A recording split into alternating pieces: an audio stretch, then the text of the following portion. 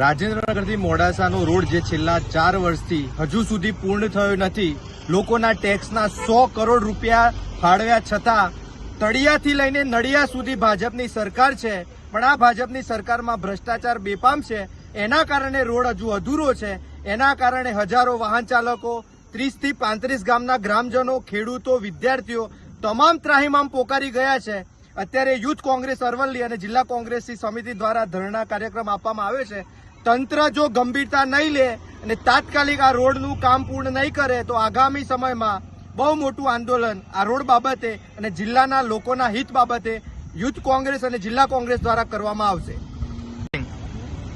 આજે મોડાસા રાજેન્દ્રનગર જતો રોડ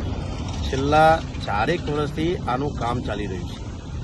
આ રોડનું કામ એટલું મંદ ગતિએ ચાલુ રહ્યું છે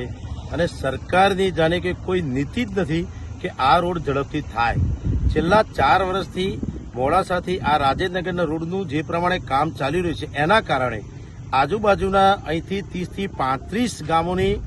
આ જોડતો જે રોડ છે એના પર રોજ જિલ્લા મથક મોડાસા ખાતે વિદ્યાર્થી હોય, દર્દીઓ હોય, વેપારીઓ હોય, ખેડૂતો હોય, નોકરિયાત વર્ગ હોય, તમામ માણસોને આ રોડ રસ્તાનો ઉપયોગ કરવો પડે છે. જીવના જોખમે જેને કહી શકાય કે આ રોડ નહીં પણ કાળો અજગર જેને ગણાઈ શકાય કે આ રોડ એક સાઈડની સાઈડ ક્લિયર થઈ છે અને બીજી સાઈડ અધૂરી છે,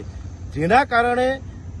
જે ટ્રાફિક જે છે સામસામે આવે છે એના કારણે લોકોના જીવનું જોખમ વધી રહ્યું છે. ઘણા સમયથી અહીંયાથી અમારા જિલ્લા કોંગ્રેસ તરફથી અને અન્ય સંગઠનો દ્વારા પણ ગામડાના લોકો દ્વારા પણ આંદોલનો કરવા સરકાર સમક્ષ આની રજૂઆત કરવામાં આવી, છતાંય આજ દિન સુધી આ તંત્રની આંખ અને કાન ખુલતા નથી. જે કંઈ સરકારી મંજૂરી લાવવાની હોય નીચેથી લગાવીને ઉપર સુધી જ્યારે એમની સરકાર હોય અને આજ દિન સુધી આ રોડ ના થઈ શકતો હોય તો તમે વિચારી શકો છો જે રાહદારીઓ, વાહન ચાલકો જે અહીંયાથી રસ્તા ઉપર પોતાના વાહનો લઈને જતા હોય ત્યારે એમના વાહનોની જે દુર્દશા થાય છે, જીવનું જોખમ આજે મુકાઈ જાય છે, એ બાબતને આજે અમારા યુથ કોંગ્રેસ દ્વારા અહીંયા ધરણા પ્રદર્શન કરી અને દેખાવો કરી સરકાર સુધી આ અવાજ પહોંચાડવાનો આજે પ્રયત્ન જે કરવામાં આવ્યો છે એ સાથે અમારા તમામ યુથ કોંગ્રેસ અને જિલ્લા કોંગ્રેસ સમિતિના આગેવાનોએ આ સરકારના આંખ અને કાન ખોલવા માટે અને ઝડપથી આ રોડનું કામ પૂર્ણ થવા માટે આજે અહીંયા ધરણાનું પ્રદર્શન કરી સરકારના આંખ અને કાન ખોલવાનો ખૂબ પ્રયત્ન અમે કરી રહ્યા છીએ.